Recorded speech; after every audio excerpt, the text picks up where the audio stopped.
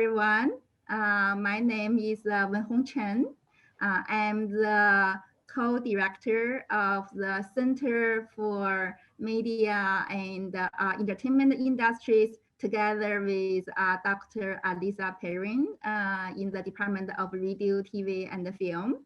And the Global Media Industry Speaker Series is now hosted with the CME Center, sponsored by the Graduate School, the School of Media, the School of Journalism and Media, and the Department of Radio, TV, and Film. And today is my great honor to welcome Dr. Keith Hampton, professor in the Department of Media and Information in the College of Communication Arts and Science at Michigan State University to give us a talk. Keith Hampton is also Associate Director for Academic Research at the Quinlan Center for Media and Information Policy and affiliated faculty in the Department of Sociology. Before MSU, Dr. Hampton held the position of endowed professor in communication and public policy and co-chair of social media and society cluster in the School of Communication and Information at Rutgers University. Dr. Hampton also had positions in the Annenberg School for Communication, University of Pennsylvania, and at the Massachusetts Institute of Technology. Dr. Hampton received his PhD and MA in sociology from the University of Toronto. And Dr. Hampton is an international authority on social capital, ego-centered networks, as well as digital media and civic engagement. So let's give Keith a round of Texas welcome. And now the floor is yours. Thank you, Wenhong. I appreciate it. I really was excited to be invited. It's great to see you. I've known you for a very long time now, and this is the first time actually that we've done something like this. We also recently collaborated on a paper for the first time, which was kind of exciting. So I'm really happy to be here. So the talk I'm going to give today is, I'm just going to move this camera over, is some brand new research. In fact, so this is the first time that I've spoken about this work outside of my research group. So it's all very fresh. I'm looking forward to getting some good feedback. And as a result, I actually don't really know how long this presentation is. So if I start going too long, let me know. And if it looks like I'm stumbling a little bit, it's because some of these numbers are so new, I want to make sure I get it right. So I'm going to focus today on a project that we only wrapped up really about 6 months ago. And it was a study of educational aspirations and educational outcomes related to digital inequality in rural Michigan. Ooh.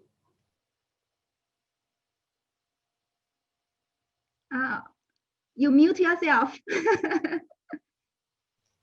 Yes. All right, there we go. Okay, we're good. Yeah. All right. The reason I was so interested in focusing on kind of rural issues is it's increasingly an interest of mine. We have about 3 ongoing projects right now that look at various outcomes in rural areas related to internet technologies of different type. One is on social tolerance. The other 2 are on digital divide issues. And the reason I'm so interested in the rural issue is because of the big gap between rural and urban areas in terms of educational attainment. So if we look at rural areas in the United States compared to their urban and suburban peers, as with all OECD countries, rural areas, students who graduate from high schools are just much less likely to go on to complete higher education. And the question I'm interested in, or initially, was are the gaps in the infrastructure available for fixed broadband in rural areas a contributor to this gap in human capital? But in looking at that, there's also a kind of related concern in that the evidence about whether or not the internet actually plays a supportive role in the formation of young people's social capital is actually fairly mixed. So there's data to suggest that it supports certain outcomes like test scores and grades, but it also a lot of evidence to suggest that these technologies serve as a distraction from some of those similar outcomes. So I'm also particularly interested within rural areas on what we might call a contextual disadvantage. And that is the idea that not only are rural areas, the folks who live there, young people who live there, disadvantaged due to the distance from their places of education, their homes, and higher education institutions, but they're disadvantaged due to kind of lower aggregate levels of communication that exist in their communities now. And those existing levels of communication tend to discourage young people from going on to continuing to higher education. And then of course, youth who are minorities in those communities, those with lower income, those who are from families who are of lower education are even less likely to go on to continue with higher education. Okay, so before I get too much into it, I think it's worth to talk about what we mean by human capital. So when I talk about human capital, I really think of human capital as part of a kind of theory of how to get ahead. And so human capital fits into this series of 4 different types of capital that can be exchanged for different kind of outcomes, right? So we're all very familiar with financial capital, the kind of money in your wallet. We all know about social capital, right? So this is the resources embedded inside our social networks. We know about cultural capital. Gwen, I think, has done a lot more work on this than I have. Cultural capital is the kind of access to those cultural knowledge that might be important for advancement and getting ahead. And then there's, of course, human capital. And the idea is that these 4 types of capital are, in fact, exchangeable, right? So you can exchange human capital for social capital. You can exchange financial capital for human capital, and so on. And in doing so, you get ahead. And of course, we all know that not everyone is born with a lot of financial capital, right? So many of these other types of capital have similar inequalities in terms of your ability to access them. Those inequalities exist due to geography, socioeconomic status, heredity status, and of course, things like discrimination. So human capital consists of 2 separate dimensions. One is knowledge and the other is skill. And you can think of knowledge as facts, and you can think of skill as the application of information. And then we gain access to knowledge and skill usually through formal education. So we know about secondary school, we know about college, you can learn a trade, military training. There's a number of different ways that we could think of formal education contributing to our skills and knowledge. And then in addition to that, we have informal activities that are associated with human capital, like sports, participating in other types of extracurricular activities, arts, STEM-related things, robotics club, and so on. And then there are some things that we just don't really know about or don't think about often in terms of how they contribute to skill and knowledge.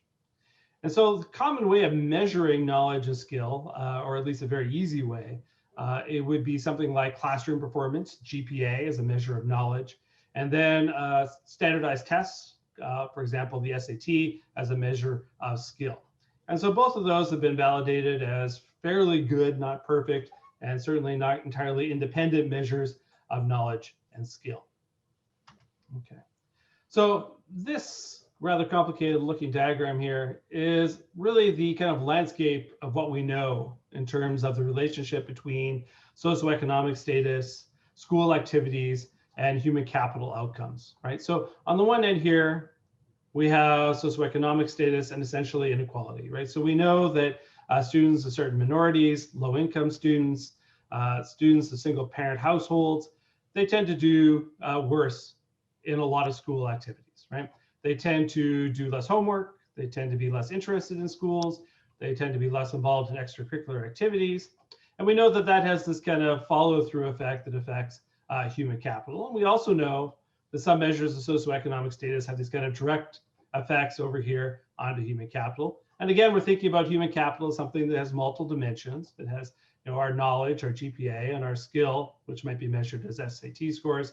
And then at the very end of this, if we think of this as high school or middle school, we like to think that there's something after that, right? We would like to encourage students to think about going on to post-secondary education because of all the social and economic advantages that kind of come with that, particularly in rural areas where communities at this point could really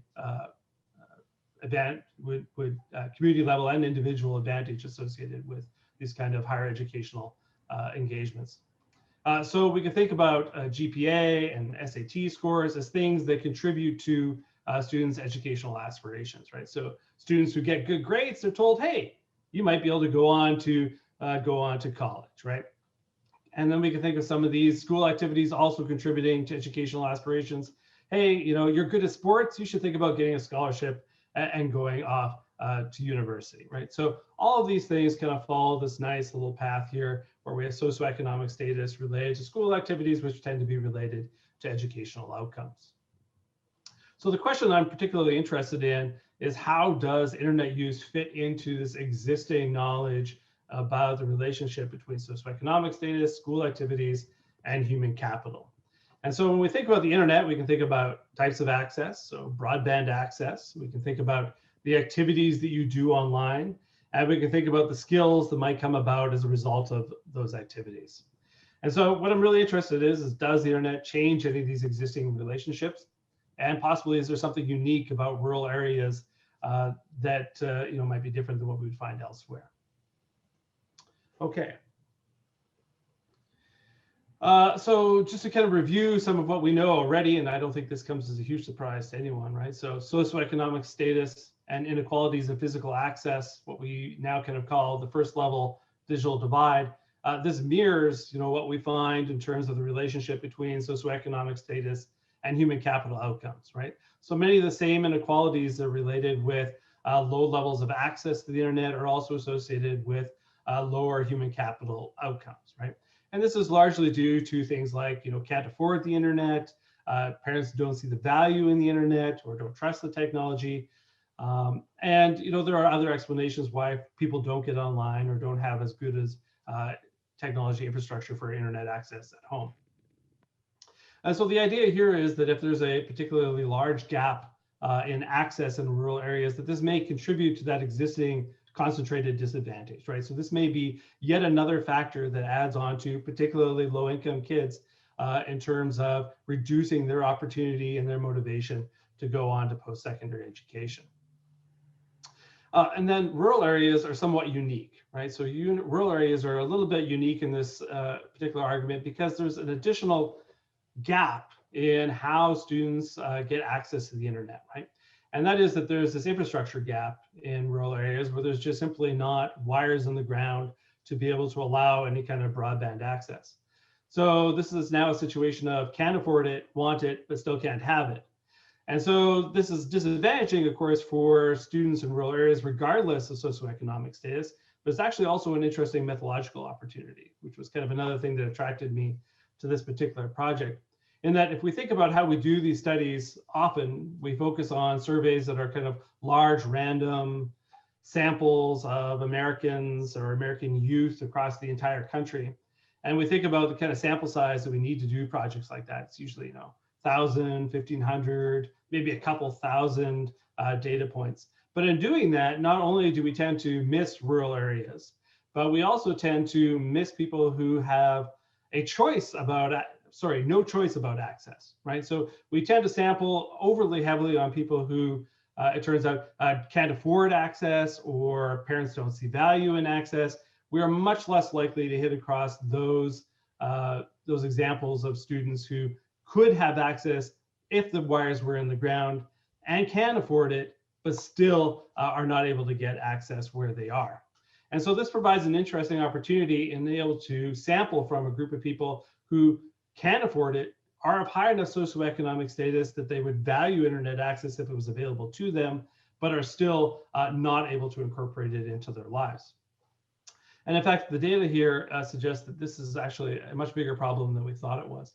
So if we look here on the left, I think it's still your left, you never know. So on this side here, this is data from the Federal Communication Commission based on the Form 477 data. And so Form 477 data is, we would like to think, the best data that we could get in terms of being able to see levels of broadband access in a community. So the Form 477 is a form that every internet service provider fills out and submits to the Federal Communication Commission based on what areas that they service with their infrastructure. And so it's an entirely internet service provider driven source of data. And the rules around how they provide this data are opaque and fuzzy. So the rules are like this. If you provide internet access to anyone in a census district, then you get to color in that entire district as served, even if you're only serving one house. Even if you intend to theoretically service one house in that census district, you get to color it in and say that you are a service provider for that area, right? So as a result, if there's some variation in the infrastructure within that census district, which we know that there must be, we end up with an example of broadband connectivity that looks much better than it actually is for the United States. So Form 477 data suggests that there's only about 21 million people in America who don't have access to broadband. Lately, there's been better data generated from a variety of sources that give us a little bit of a better picture of what kind of access people do have. And so if we look at data here that was provided by Microsoft fairly recently, based on a, again, somewhat opaque data source, but essentially their interaction with the products that they have on people's computers allow them to determine roughly what kind of speeds people have. We see that there's probably about actually 157 million Americans that don't have something that's close to broadband speeds. So the gap between what we thought it was and what is reality here is probably much greater. And again, if you look at my local example here in Michigan, you can kind of start to see how this plays out, right? So the FCC says, oh, look, there's Michigan. Almost everybody has broadband access. But when you look at more granular data, you see that in fact, oh, there's Detroit. They have really good broadband access. There's Grand River. They have really good broadband access. There's, the place where, rich kids from Silicon Valley go for the summer. They have really good broadband access, but the rest of the state looks a little fuzzy. And the same is true of Texas. Okay, so the relationship between internet access, internet use, and school activities, again, the findings are somewhat mixed, right? So the argument about why access might be good for human capital comes down to something like what we'd call the homework gap. So this is work by B.B. Reisdorf, a colleague of mine, and Bill Dutton, who was with us until fairly recently. And the homework gap, according to them, is the ability for internet access, particularly in rural areas, to overcome a deficit in the ability of kids in schools to be able to complete their homework. So their argument is that many kids are receiving homework that requires internet access. If you don't have access to the internet, you're never going to be able to complete that homework. And it, of course, affects your ability to perform well in school. So I'm just going to play a quick video here. I didn't create this video, but it's a really good video to kind of give you an idea of what this homework gap looks like. 3279. That is correct. How did they know this?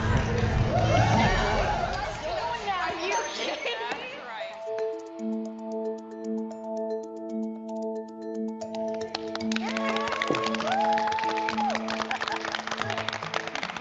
Welcome to today's academic challenge. You may only use what's on your table.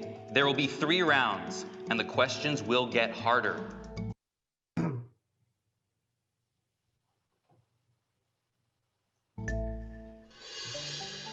What is the largest animal living today?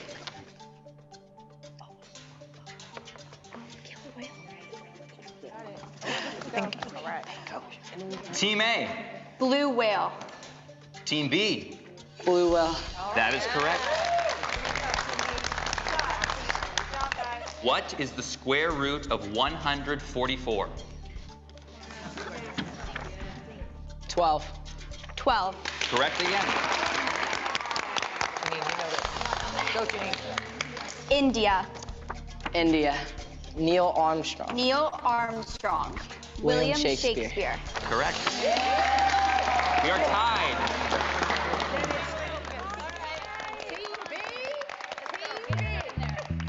For round 2, we're going to give both teams some additional resources. Okay. Okay, so 2015. Who was the first president to live in the White House? John Adams. That is correct. Oh my God, bro. Come on. What does the acronym LCD stand for? Wow. Just wow. We can do this one. Right? Liquid Crystal Display. Correct. How did they know this? Go with it. Just go with it. Sargasso Sea. That's correct. 8 minutes and 20 seconds. Correct. Samuel Morse. Correct. Denver, Colorado. Santa Fe, New Mexico. And Salt Lake City, Utah. That is correct.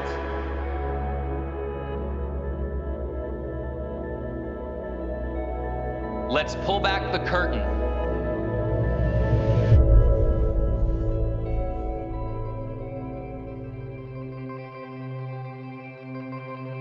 Are you kidding me?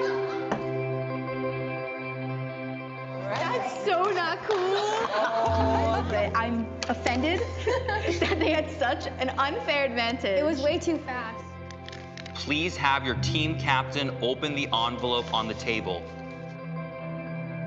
70% of teachers assign homework requiring access to the internet, and yet 5 million households with school-age children do not have high-speed internet service at home. That just puts 5 million other people at a disadvantage, which is not okay. Nearly 50% of students say they have been unable to complete a homework assignment because they did not have access to the internet or computer. I didn't know that the percentage was so high. Everything he does is in the computer. So if he didn't have access to it, he wouldn't have a chance. Someone may not be pulling the grade not because they're not smart, they just don't have access to what all the other kids have. Okay, so that's the argument. Every time I see it, it still makes me want to cry a little. It's certainly a tearjerker, right? But of course, if we buy into that argument, we also have to assume that homework matters, right? And so it turns out that that may actually be unclear. And so the educational research on this is actually very foggy. There is not a clear relationship between doing homework and doing well in school. And in addition to that, it may be that there's variation in, of course, the types of access that you have that matters for homework outcomes. It may also be that the homework gap isn't really a particularly good example of how internet access or internet use is related to these educational outcomes, right? So some other data suggests that, for example, digital skills might have a positive relationship to some standardized test scores. That's primarily from data actually from Italy, and then a well-known international standardized educational skills assessment. However, it's also been found that some internet activities are related to both higher GPA and at the same time, those same indicators are also related to lower test scores. So very mixed data about whether or not digital skills or access contribute to higher or lower standardized test scores or GPA. Okay, and then in addition to that, and partly as a result of some of that research, there is this ongoing, I think as we all know, kind of moral panic about new technologies. And recently this has been articulated relative to the digital divide, right? And so this quote from an article in the Washington Post by Riley, who published a book on the subject, says, you know, the children at the disadvantage are the ones who have more access to screens, not less, right? And so this builds on both the moral panic about new technologies and, you know, well-known, established research on media use and time displacement and negative cognitive effects related to homework and school use in general, right? And so this goes all the way back to at least television, certainly video games, social media, arguing that using these technologies leads to displacements of time that could be invested in human capital building activities, or leads to lower well-being or other kind of cognitive effects that take away from human capital. And of course, you know, this has reached a point now where, you know, we kind of routinely see in the mass media these stories of Silicon Valley parents who work in big tech, but yet, keep their children away from those technologies because they're afraid of the harm that it's doing to them, both social, emotionally, and in terms of human capital. And then this extends to outcomes related to things like outdoor activities, participation in youth sports, all presumably in decline as a result of technologies. But of course, much of that also ignores that there's other shifts going on in access and participation in a lot of these kind of activities, such as youth sports, which are just becoming exponentially more expensive. I don't know if your kids are playing a lot of sports yet, but I mean, mine were up until this year, and it's a costly endeavor, right? I mean, it's actually fairly expensive. Okay, so in addition to that, the kind of mixed literature out there, these different findings, some questions about whether homework really matters, many of these outcomes could in fact all be happening at the same time, right? So life is fairly complicated. It could be that many of these somewhat contradictory appearing findings are in fact all true and happening at the same time, right? And we know that this is possible because of different ways of knowing, right? So for example, a lot of the relationship on media use and effects related to cognitive outcomes and so on are based on experimental data. We have survey data that looks at different populations. We often don't do a particularly good job in a lot of our research at trying to articulate issues of magnitude of these relationships. In fact, communication scholars, I think, are particularly poor at this. We're really good at pointing to kind of statistical significant outcomes, but don't often talk about just how big of an impact some of these relationships be. They may in fact be fairly trivial. Theories are often tested without these kind of intervening variables. So for example, it may be that home internet access does have a positive relationship, home internet access having a positive relationship to homework use, but there may actually be no subsequent relationship to GPA.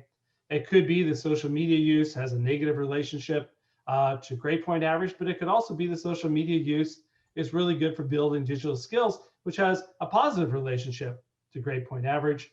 And it could be that this relationship between social media and GPA is in fact very small, even though it's negative, and far more outpowered by the relationship between social media, digital skills, and GPA. So one of the goals of this project is to bring together this diverse literature in one project that looks at these direct, indirect, and combined effects. So in doing so, we have some expectations. In the paper, this is laid out as hypothesis, but it works better here, I think, is just simple expectations. So we think that home broadband matters for human capital, right?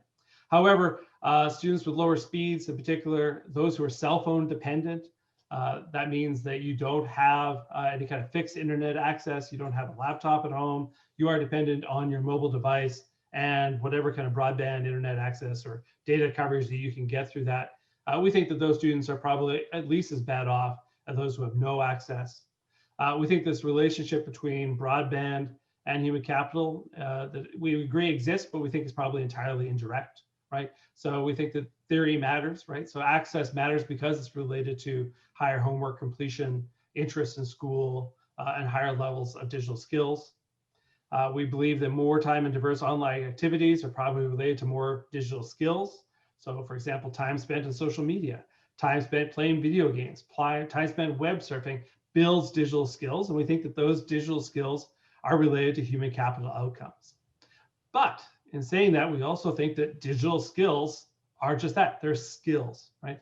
This is very different than the kind of knowledge that might be accessed or tested in a classroom, right? So knowledge and facts that are part of normal everyday classroom curricula may be very different than the skills that are tested on something like the SAT or might result from digital skills. And so we also believe that there's some veracity to a very extensive literature now suggesting that time spent in digital media is largely negative for human capital, but probably very small effect, particularly relevant relative to something like digital skills. And then in addition to that, we also are speculating that despite the value of digital skills for post-secondary education, we expect that digital skills, in fact, probably have a very modest relationship to students' educational aspirations, particularly in rural areas where technology and digital skills in general are not often as appreciaed as you would expect. So this is a kind of rough outline of the model that we are testing. So we're controlling for our kind of standard socioeconomic factors here. So we're recognizing that socioeconomic status affects human capital. We're recognizing it also affects the type of access that you might have. So we're controlling for that. And then we're looking at this relationship between type of access, your media activities, your digital skills, and then your school activities and your human capital outcomes. Okay, so our data collection, so this was a collaboration with an organization, nonprofit group called Merit Networks. Some of you might know Merit Networks. Back in the day when we were just starting with this whole internet thing, Merit Networks was the nonprofit educational network that took over what was to be the internet from the National Science Foundation and kind of built the infrastructure in Michigan starting, and then out from there, what we now know as the internet. So we collaborate with Merit Networks to try and improve data on gaps in rural broadband infrastructure. So this started out as a project to try and improve on that FCC data. And our hope was to use some sort of crowdsourcing method to build better data about rural internet access. But in doing that, no matter how hard we tried, we kept running up against a problem of sampling on the dependent variable, in that we were never going to be able to find people who didn't have internet access. We just couldn't get them to go online and do a survey to tell us that they don't have internet access. So as a result, we started thinking about how we could partner with different institutions in Michigan to access populations that might be able to give us the same kind of information from a different perspective. And one way of doing that was partnering with school districts. So we partnered with 15 predominantly rural school districts. And when I say predominantly, these are heavy rural Michigan school districts, some of the most rural in the state. We have 3,258 students in our sample. That's students in grade 8 through 11 from 21 different schools and 173 classrooms, all completed our project survey on one day in their individual schools. And the idea here was a population sample. We were trying to get every student in every school in grade 8 through 11 in these 15 rural school districts. And except for those students who were away on that day or didn't have classes at that time, we got them all. So this took place in May 2019. It was an in-class pen and paper type survey. After they did the survey, there was an optional homework assignment. Students went home and they used whatever devices they had at home to access a website and do a speed test that gave us really good data about how fast their internet connectivity was from home on the devices that they were using. And then we used that to triangulate the data from the survey to tell us just how good the self-reported measures were about the types of internet access that students had. And then in addition to that, we managed to convince 8 of the school districts, which was just about 2,500 students, to give us data on their SAT and PSAT scores from that year. And so this particular study is based on those 2,500 students. So our measures include measures of human capital, their GPA, which is a combined grade that we built based on their most recent English, social studies, math, and science classes. We have an SAT score, which is their national percentile rank, which of course ranges from 0 to, I guess it's 99, not 100. And the SAT score, so this includes students from grade 8 through 11. And so in Michigan, every student in grade 8 through 11 is required to take one of the tests from the SAT suite. And so the SAT suite, for those who don't have teenagers, is this, the idea is that every student at a different grade level takes what looks to be the exact same test leveled for their particular grade. Right? So a student in grade 8 or 9 takes the PSAT 8-9, a student in grade 10 takes the PSAT 10, a student in grade 11 takes the actual SAT 1. And the idea is that a student who took that test in grade 8 on the same day as a student who took the SAT 1 in grade 11 on the same day would score the same based on their existing level of skill. And the idea is that this has been nationally normalized. Then we have a measure of educational aspirations, which is years of expected educational attainment. We have measures of home internet access, 4 discrete dummy variables, broadband or fast internet, a slower connection, cell phone only access, and then none. We have measures of digital skills in 2 dimensions, internet skills and social media skills. We have measures of time spent on media for each television, watching video on mobile devices, video games, surfing the web, using social media. And then we have 4 measures of school activities. We have time spent on sports extracurriculars, time spent on other extracurriculars, their level of homework incompletion, and their level of school disinterest.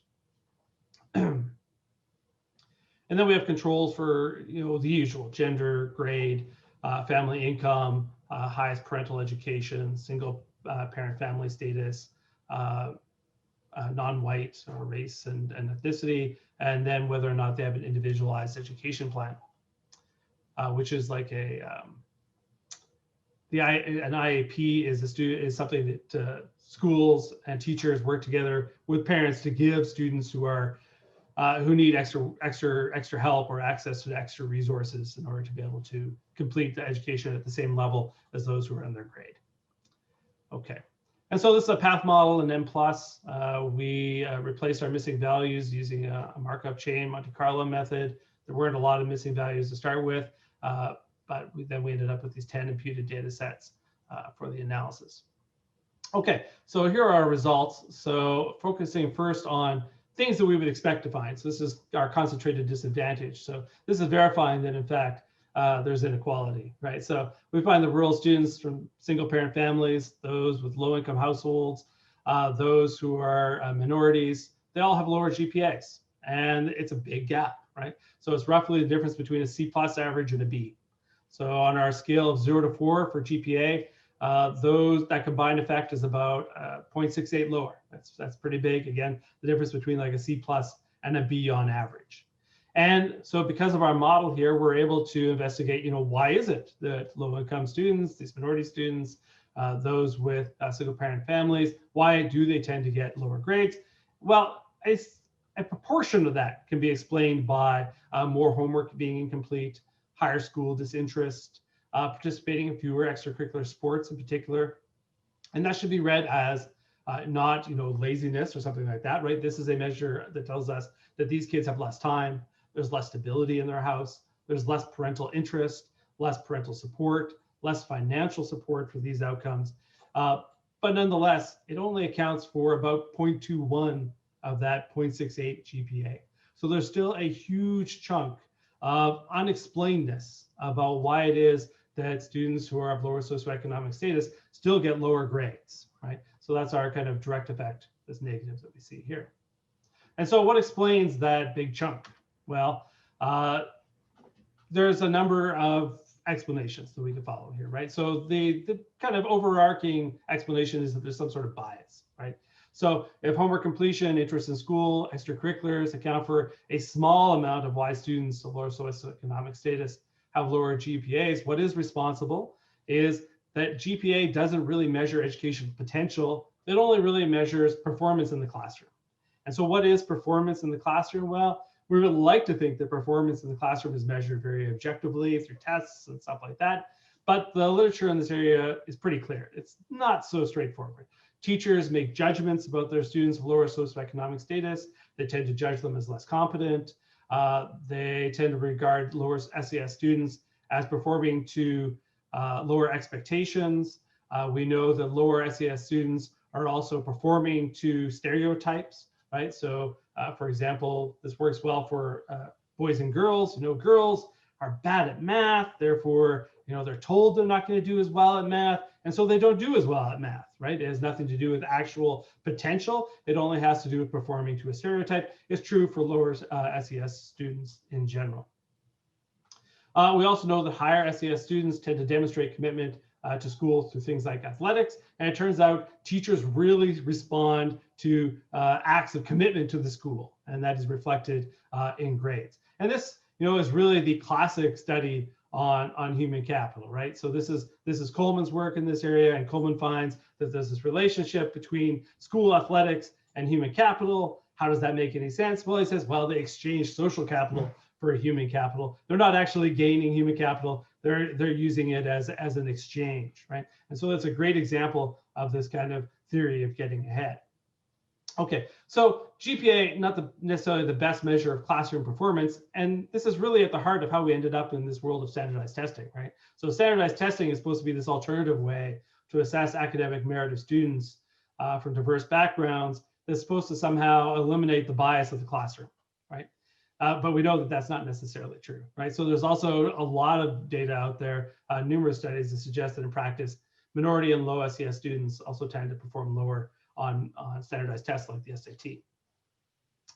Okay, so interesting thing, right? So as we kind of got into doing this research and we're looking at the education literature in this area, we noticed something kind of strange. And that is that almost all studies of bias in the SAT and bias in GPA follow almost the exact same model. They substitute in this model SAT for GPA, right? They assume that GPA, while related to SAT, that still this path between socioeconomic status and school activity affects both of these things equally. And so in our data, that's not what we found. We found that in fact, that there is this negative relationship between socioeconomic status, as we've thought about it here, and grade point average that can't be explained by things like variation in homework and interest, participation in extracurricular activities, and so on, that in fact does not show up on the SAT. Once you control for that bias at the GPA or the classroom level, it does not appear in the SAT. So this is, I'm not surprised, but it is kind of surprising that this isn't more prevalent in the literature. In fact, most of the time, they're not modeled together in the educational literature. And as a result, a lot of that literature finds a bias in the SAT that might better be explained temporally earlier on in the model by bias in the classroom. So bias in the classroom affects students' GPA, which then affects how they perform on the SAT. Or those of lower socioeconomic status. So we did not find any direct relationship between any kind of measures of inequality related to socioeconomic status and the SAT, suggesting that in fact, the SAT, how it's written, probably does not contain a kind of implicit bias towards minorities, low income status, or those of kind of single parent families, another measure of low SES. Okay, so nonetheless, this is kind of interesting for us. Another interesting thing that you'll notice here, it's not terribly surprising, right? So we see this relationship between sports and GPA. It's positive, right? Just as Coleman suggests, students who spend more time in extracurricular school sports activities, they get higher grades. They do not get higher SAT scores, right? So this is some potential indication that, again, this relationship is due to an exchange of social capital for human capital that doesn't actually carry through when you do this outside of the classroom on a measure of standardized skill. Interestingly, other extracurricular activities not related to GPA, so students who are in student government, who are doing robotics club, they don't seem to be doing any better in class, but yet they do better on the SAT, right? Kind of a weird, kind of makes me a little sick in my stomach kind of contrast. Okay. Home access turns out to matter, but it doesn't matter all that much. So there is a positive relationship between broadband access and both GPA and SAT scores. It is only indirect. It's primarily as a result of increased homework completion and interest in school. Students who have no access, slower access, those who are dependent on a cell phone, they all get homework done less often than students in rural areas with broadband access. And those with slower access and cell phone only access, less interested in school. However, the magnitude of that relationship to GPA is really, it couldn't get more trivial and very small, verging on trivial for SAT. So for example, a student who rarely leaves homework incomplete versus someone who often leaves homework incomplete, they average about a 0.5 lower on GPA, which is meaningful. Like that's the difference between, again, a C+-ish and a B average, or a B- and a B average. And it's equivalent to about 3.3 percentile rank on the SAT. However, if we look at the indirect effects, if we look at the carry through related to broadband access, and we compare those with broadband access to those without, homework completion accounts for about a 0.03 to a 0.08 of that GPA, right? It practically doesn't exist. It's very, very small. And then about 0.35 to 0.72 percentiles on the SAT. Again, a pretty small relationship to broadband access. So a student is even 1.5 standard deviations above the mean school disinterest, which is a pretty big amount, but not huge, tends to have about a 0.6 lower GPA, 2.1 percentile rank on the SAT, right? So this is meaningful. But again, if we look at broadband access and these indirect effects, comparing those with broadband to those without, this accounts for like 0.01 to 0.02 of their GPA, and roughly half a percentile rank on the SAT. Pretty small potatoes, really. So moving on to digital skills. So this is our distribution of our digital skills variable. I put it here because it's so nice. It really is such a beautiful measure of digital skills, right? It doesn't get any more normal than this. And it also shows us, what we would expect to find in a youth population. Surprising variation in digital skills, right? So again, this notion that somehow all kids in university or in high school today are just experts online, it's just not true, right? I mean, there's this massive variation, as we've all discovered teaching on Zoom over the last semester, right? Okay, so we find variation in digital skills is related to differences in home broadband access. It's also related to time spent on diverse digital media. So for example, a student who depends on a cell phone for internet access, they're about 24% lower in internet skills, 7% lower on social media skills. The student who spends about 2.5 more hours than average on video games scores about 21% higher in internet skills. The student who spends about 2.5 more hours in social media scores about 9% higher in social media skills. So these are pretty meaningful relationships.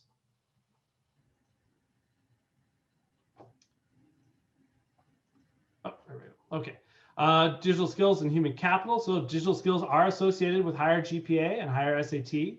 And the sum of direct and indirect relationships to GPA, again, is very small, but it's actually fairly substantive for the SAT, right? So a student who's about 1.5 standard deviations higher than average in internet skills gets a boost of about 0.11 higher GPA, right?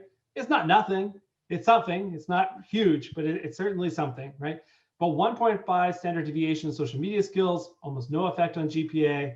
But a student who's 1.5 standard deviations higher in internet skills gets a boost of about 5 percentile rank on the SAT. And an additional almost 8 percentile rank for additional boost in social media skills. So combined, digital skills associated with a rank of about 12 percentile higher on the SAT. That is huge, right? I mean, that's a big difference, right? I mean, that 12 percentile rank is the difference between, getting into a state college or university and going on to one of those Ivy League type university, right? It's a pretty big difference. Okay, excessive media use. So we kind of found mixed evidence in support of our expectations here. Not all media had a negative relationship to GPA and SAT, and one type in particular, social media, much more substantive impact than we anticipated. So here we think about someone who has 2.5 hours more per day of each of these media, its relationship to GPA, again, almost trivial, right? 2.5 more hours per day of TV, we find, minus 0.03 in their average GPA. Almost no real substantive impact there, just trivial. Same for watching videos on mobile devices, video games, chatting on social media. I mean, minus a 0.1 on GPA, average GPA. It's kind of something. It's not trivial, small, we'll call it, right?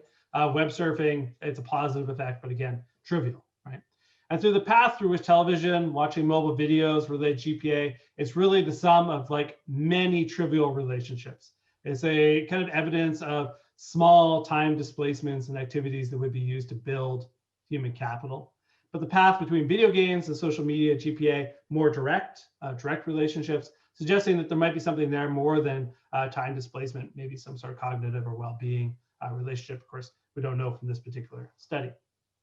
Okay, excessive media use and the SAT, relationship between time and social media and SAT rank is again more substantive. So if you spend about 2.5 hours more per day on these media, relationship to SAT, television, not so good for your SAT score. It's not dramatically bad, not so great. Watching videos on mobile devices, not so much. No relationship to video games. Relationship small for web surfing, a small kind of boost maybe if we think this is causal.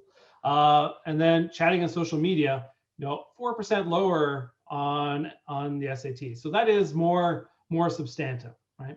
And so this, this is an interesting contrast, right? So we find that social media skills overwhelmingly positive for SAT scores. Time spent on social media, modestly negative for SAT scores, right? And so we know that digital skills related to social media skills, is not entirely made up of time spent in social media. So this does make some kind of intuitive sense.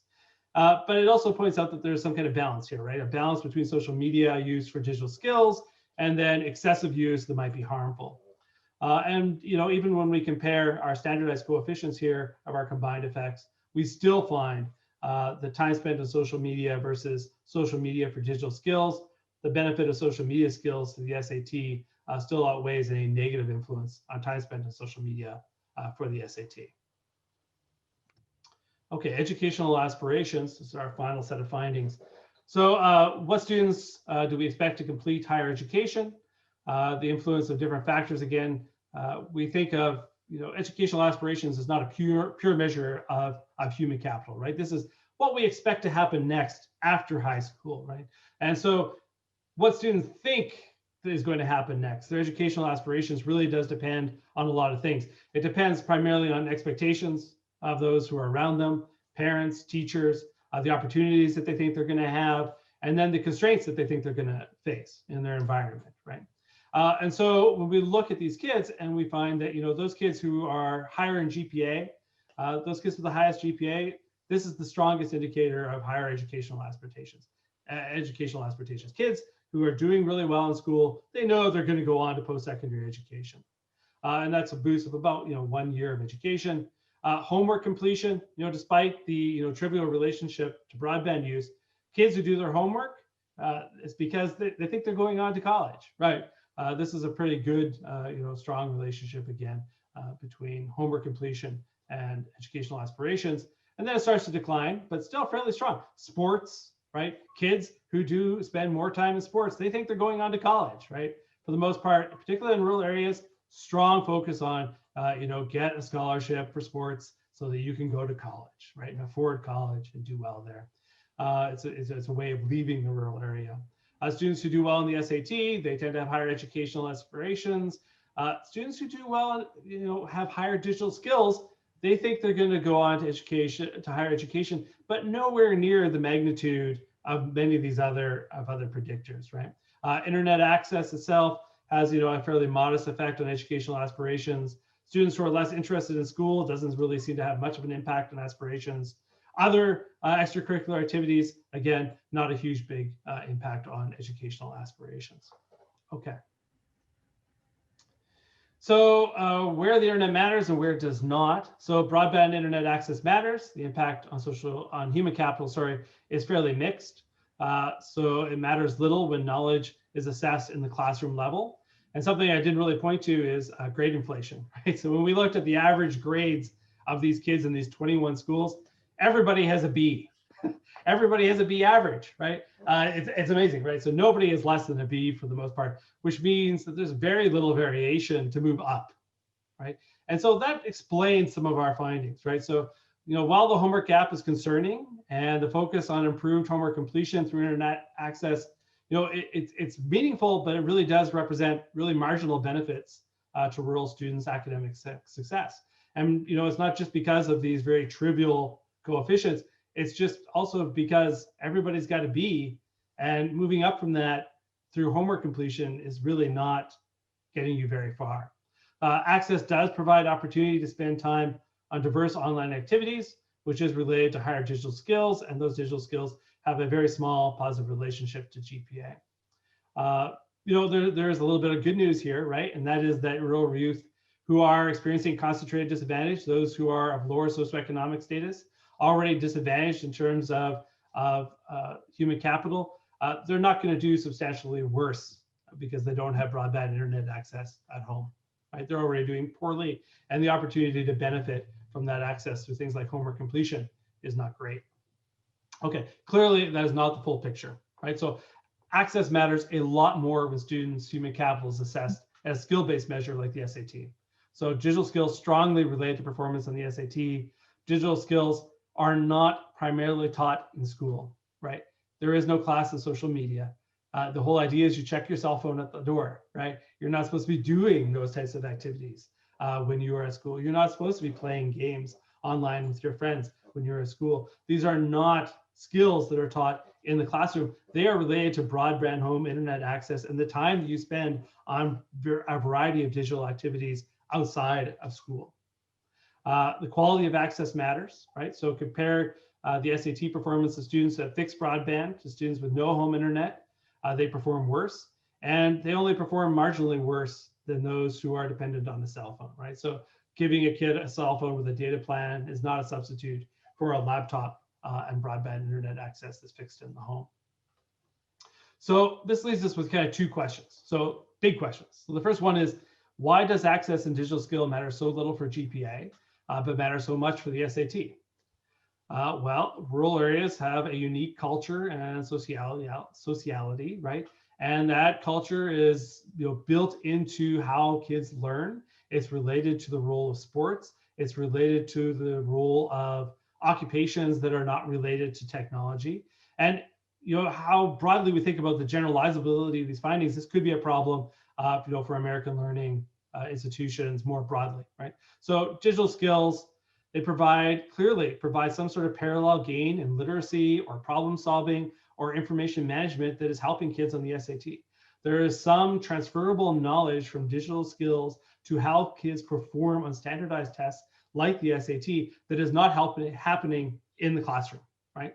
So as long as we're thinking about learning in the classroom as defined by things like gaining facts or testing knowledge, as opposed to using information and applying it in context, what we would think of as skill, then internet access and digital skills are never going to matter for GPA, right? They're not going to matter for learning in the classroom because it's just, it's removed from how teachers assess and think of knowledge in the classroom and school environment. So why aren't students with digital skills more interested in higher education, right? I mean, a student who spends more time on sports has more educational aspiration than a kid who scores higher in digital skills. I mean, this pains me, right? It just absolutely pains me, right? And you got to think that the moral panic about the negative effects of digital media, including negative relationships to playing video games and using social media, that it undermines societal and educational values related to digital skills, right? So kids are told, spending all your time online gets you nowhere, right? And, as I was writing this slide, I'm thinking, how many times this week have I said to my oldest kid, get off the computer and do something? He's going to come running downstairs right now because he thinks I'm yelling at him, right? He's, get off the computer and go do something, right? But it turns out that the time he's spending on that computer playing video games, using social media and so on, is building these digital skills. And he wrote the SAT today, right? So I'm hoping that that paid off, right?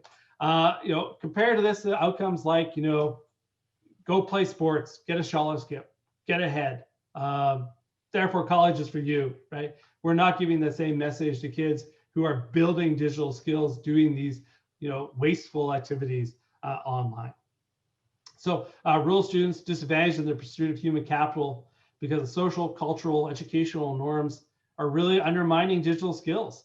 And we talk about broadband access in rural areas, but I think as long as we have a problem with these kind of cultural norms about how we treat technology and how we treat knowledge relative to kids and how they learn, then things like sports activities are always going to matter more, particularly in a rural context.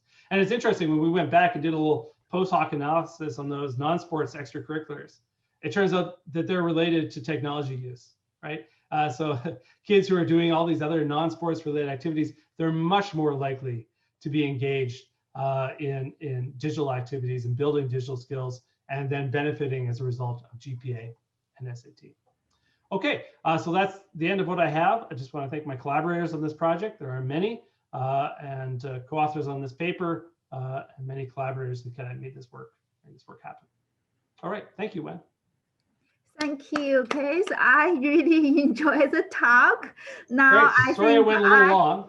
Well, it's very, very sophisticated and Yeah. so much information. I think I will ask for a copy of your presentation or your paper so that I can digest, because now I don't know what I should say to my boy, like do more sport or do more game or more e-sport.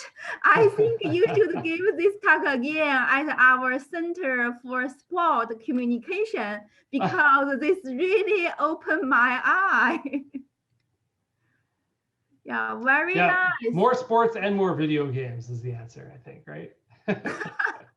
Because the sports will get in my head socially and get in favor with the teachers, but the digital skills are going to help them with that SAT.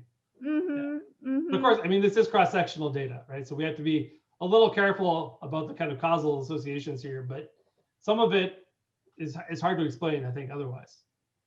Yeah, and I really hope you can do this longitudinal and see the long-term impact. And I think many parents would really appreciate the findings. Yeah, I mean, like I said, this was supposed to be a longitudinal study, but then that COVID thing happened. And now it's just not possible. I mean, we can't engage with our districts anymore.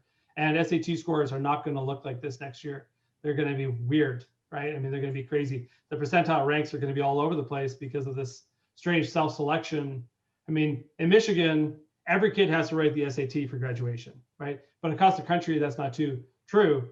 And many kids are now, who would have taken the SAT just because they had to or whatever, only though, it's not going to matter as much for college admissions.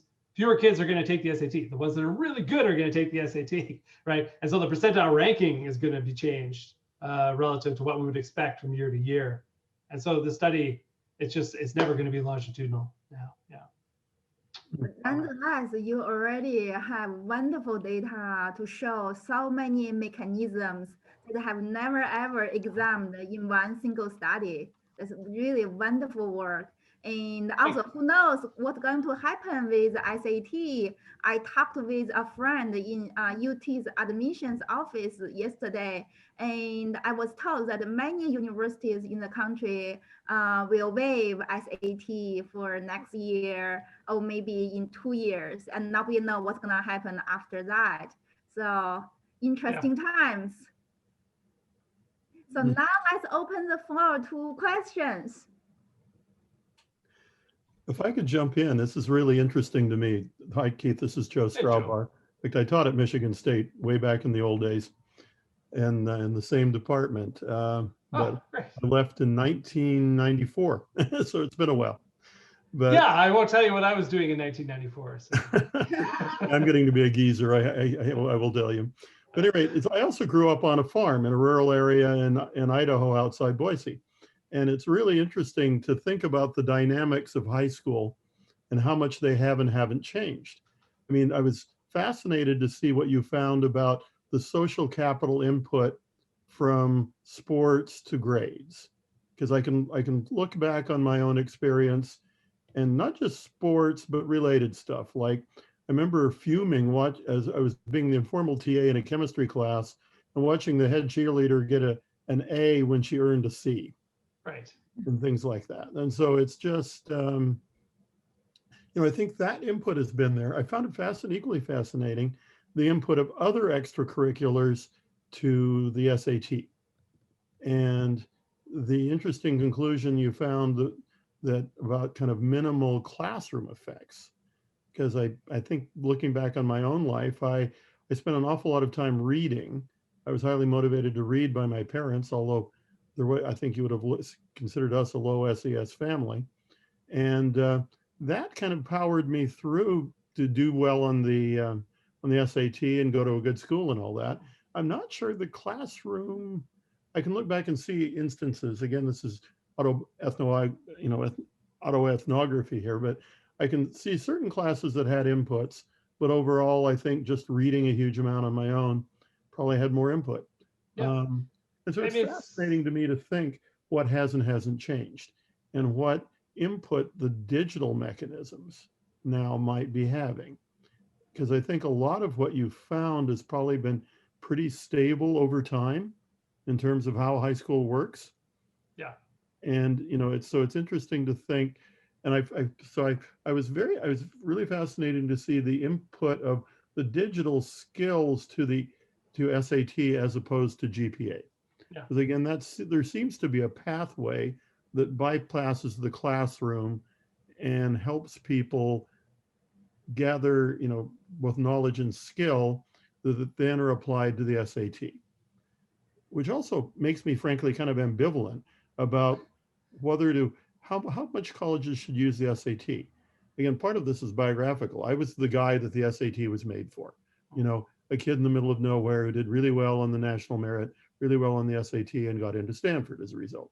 And so I'm always a little ambivalent when I see the SAT as a pathway for kids who are managing to accumulate cultural and other capital kind of on their own in a rural area, because it is one of the ways that can shine a flashlight to that kid. And so, some people see it as progress that we're kind of de-emphasizing in the SAT.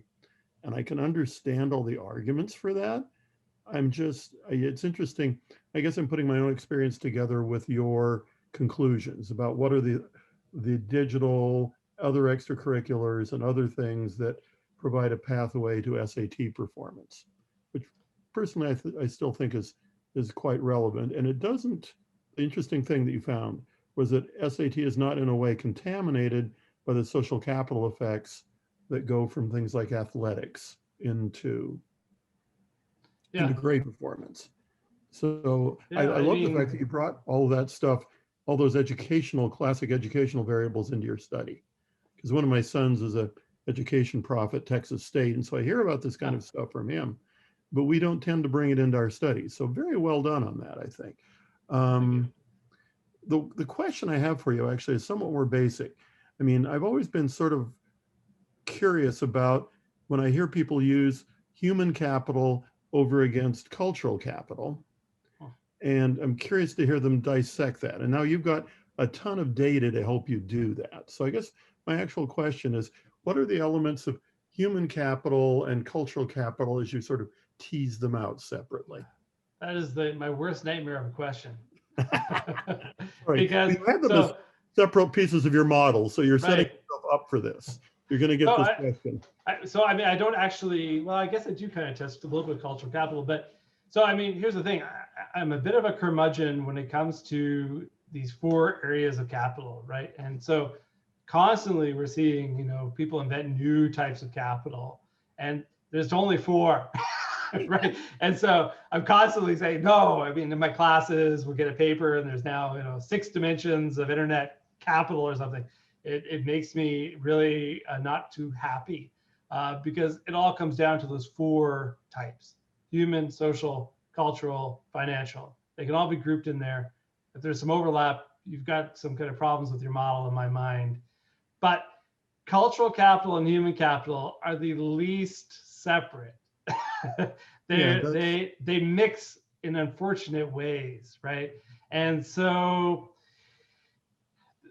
the best argument, I think, is that you can build them independently, right? And so you pay for human capital, but the original argument behind cultural capital was based on the idea of social status, right? It was you built cultural capital up through social status. And so us fancy professors who are out our fancy wine drinking parties or off listening to the opera, while our graduate students are drinking beer and at some kind of, rave somewhere, that's supposed to represent a cultural capital difference, right? And so somehow our cultural capital is supposed to be better than theirs, right? But one of Wen's dissertation advisors, Bonnie Erickson, really put an end to that along with some other folks. And it's clear that it doesn't work like that. The cultural capital is exchangeable in much more diverse ways. And having low or kind of a common cultural capital, and for us in college, state colleges, it's sports, right? I mean, if you don't have a base cultural capital knowledge about sports, you cannot survive, right? You need to be able to go into any meeting, into any kind of relationship, higher relationship and status, lower relationship. If you can talk about sports, it's exchangeable for social capital, right? Mm-hmm. And so the first thing I learned going to MSU Someone yells, "Go green." What do? I say, "Go white." I know nothing else about sports. Nothing.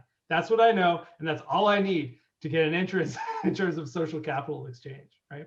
And so they're clearly different, but they're the most overlapped, and it makes me uncomfortable. There's a really good paper coming out in this book that Wen and I just wrote a chapter for, that Nan Lin wrote, another one of your kind of mentors, about how social capital can be better integrated with cultural capital.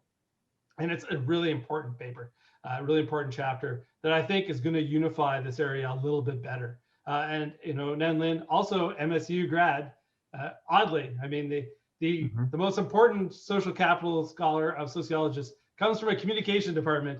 Who would have thunk it? I mean, it's just sacrilege, right? And now, you know, he's really unifying this area in, I think, an important way. Yeah. But I mean, I think your observations are right on. I mean, nothing you said shocked me. I mean, it's just absolutely true. And I live in a fairly rural area. That's the view of my back door, our little farm. My kids go to a rural school district, and you know what we described is essentially, you know, it's geeks versus jocks, and the jocks and the cheerleaders get a ton of social capital in the school from teachers, administrators, the way the institution is run. There's actual money like flows through to them because of their status in the sports, the sports realm. That doesn't work for the geeks. It doesn't work for the robotics club. It doesn't work for the kids in band. It doesn't work for the kids on student government. You know, they're not pariahs, but they're not gaining from their teachers in the same way that the sports kids are. In fact, I'll give you an anecdote to support that. So when I started in high school, I was much more of a jock than by the time I finished. So I was actually a letterman my freshman year in both wrestling and football. And by the time I was going from sophomore to junior, 1967, I had my own little cultural revolution and sort of wanted to drop sports. I basically turned myself into a geek, but I found the social pressure to play sports from both teachers and peers to be so strong that I just kind of kept playing anyway and turned myself into a geek on the side. And so I, in some ways, got the best of both of those, but it was kind of a hard move to make. Yeah. Kind of, but in some ways, it was easier to go from jock to geek than otherwise. But yeah, it's very, you know, okay, good. I'll listen a bit, but I've got a couple more questions. Sure, thanks, Joe. I have a question.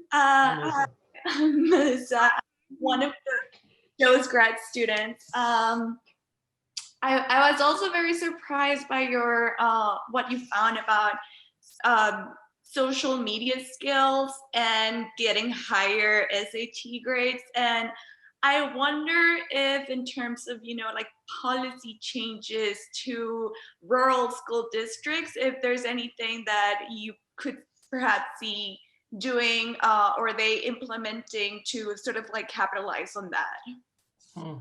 I mean, it's a great question. So, I mean, I'll admit, I was blown away by the magnitude of that finding, right? And so the very idea that social media skills are good for an SAT score, there's going to be some unhappy people, right? I mean, my kid's school district, the policy is you walk into a classroom, you put your cell phone in a little pocket on the door and you don't touch it until you leave again, right? And so, you know, it's tough to think. Clearly, there's a cultural problem in rural schools. I would not be surprised if it was much broader than that too. This, you know, these findings, I suspect, are much broader than the fact that we had a rural population. I wouldn't leave it at the door, right? So the policy changes here, right, are fairly complex. But the first one is we still haven't solved the big gap in socioeconomic status in kids, right? We're still talking pretty small effects relative to that huge deficit that kids who are minorities, low income, single parent families are experiencing as a result of bias in the classroom. And you know, when I show this kind of finding to teachers, they look at me and they go, "I'm so glad that doesn't happen in my class." And I'm like, "Oh, you're so cute." But no, that's not how it really works, right? I mean, this starts in kindergarten, you know, lower SS kids, they tend to have more discipline issues. They tend to read a little slower. They don't get as much support at home. The parents don't show up for parent-teacher interviews. As a result, teachers are a little bit, less happy with them. And this just kind of builds, right, until you get to middle and high school. We have to solve that before we solve anything, because that's the big deficit, right? And so all this other kind of digital stuff, it's nice, but it's not the real problem, right? So if we want to think about the digital issues, access is still important, even though it doesn't matter for GPA. But clearly we have to, I think that if we believe, as faculty and graduate students and experts in this area, that digital skills matter for the future of like labor and how we think of ideas and how we, as an economy, how things are going to work, then we have to start thinking about how that's going to work in the classroom, right? Maybe it's not, as much, can you recite Shakespeare? Can you, list all the boats that Christopher Columbus sailed on to get to America? Maybe some of that has to be downplayed at the expense of including more skills-based activities in the classroom. And in rural areas, this is somewhat, it's almost something that they should be highly attracted to, right? Because skills in many ways is what rural labor is about, right? I mean, I have my little farm. I mean, before I came online here, I filled 2 wheelbarrows full of chicken manure, and there's tons of skills in farming. I mean, this is, it's all about skills, right? The knowledge is there, but it's all about how you're kind of applying the knowledge of farming to your unique context. This is not different than digital skills, right? Transferring this to a different domain should be fairly easy to do in a rural area. So I think changing classroom environments and how we think about teaching, away from just teaching about facts and testing on facts, to actually teaching skills and how kids apply context to information and do all the things we do in our departments, right? I mean, our departments are in many ways incredibly similar in this regard. I think that we share that this kind of idea that there's something about not just there's something to applying information and applying this in a way that's related to context and doing things that matters, right? And I don't want to go overboard in saying that schools should be about doing, not about facts. That seems kind of overboard, but we got to find some balance, I think, right? And then I think there's also policies we have to think about in terms of what matters for digital skills, right? When you ask teachers about digital skills, it's right now it's can I learn Zoom, right? But it's things like my kid's class on my grade 11 student, he's got this class on web technology or something like this, right? I expected great things. I thought, oh, it's gonna be like an intro to information science or something. No, it's how do you make a table in Word? How do you make a PowerPoint slide and transition to another PowerPoint slide?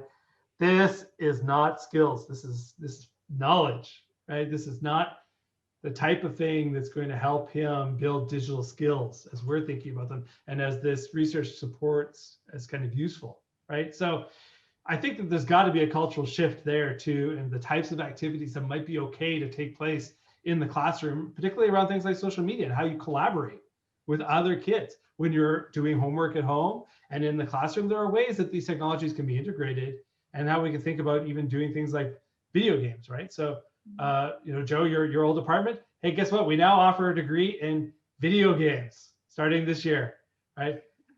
Blows my mind, right? I mean, we actually offer an undergraduate degree in video games, right? And it fits so nicely into this. It turns out it's a skill. It turns out that type of, our undergrads who graduate from that program, it turns out they're in huge demand because they do all sorts of really interesting interface things.